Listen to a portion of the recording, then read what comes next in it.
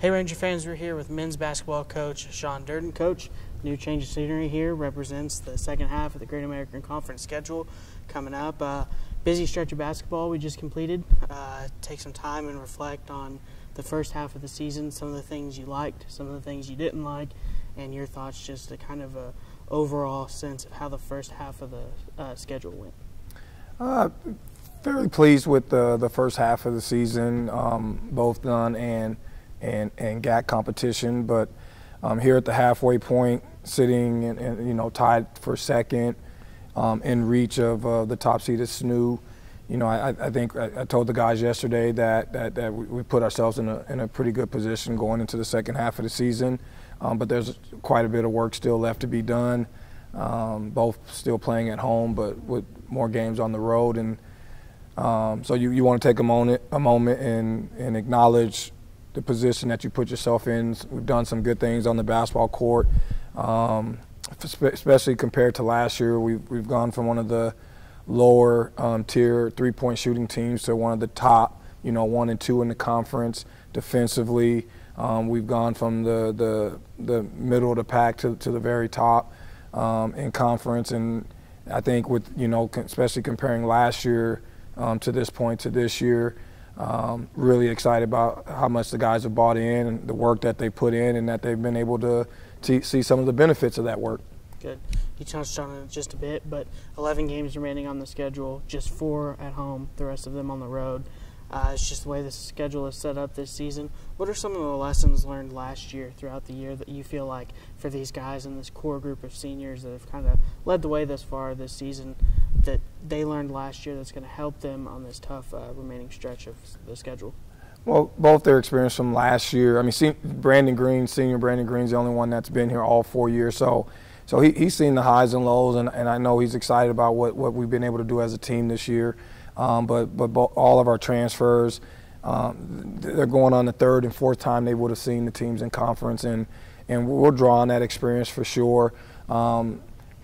Somewhat of the game experience, but also just the daily grind of practicing and making sure we're preparing the right way with some of our new faces. And so, but the 5 seniors have been really excited about what they've been able to do to this point. They've been asked to lead. They've done it in a way that again has made us a contender. And with 7 road games, we love playing here at home, and that's the way the schedule turned out. That's a big reason why we're in this position. But if you're going to do something special, and if you're going to kind of really make some noise, then you have to be able to go on the road and win. And I think again it's a credit to the conference. There's no easy wins. Everybody's well coached. Everyone prepares.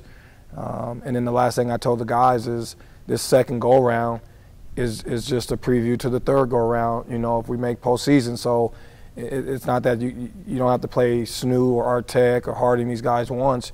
You're very well going to need to see them again in the third. So also to my staff, our scouting has to be on point, and with the playoffs, it's such a quick turnaround. If we make the playoffs, that you don't know who you're going to be playing until the day of, and we got to be ready to go to make sure the guys are ready.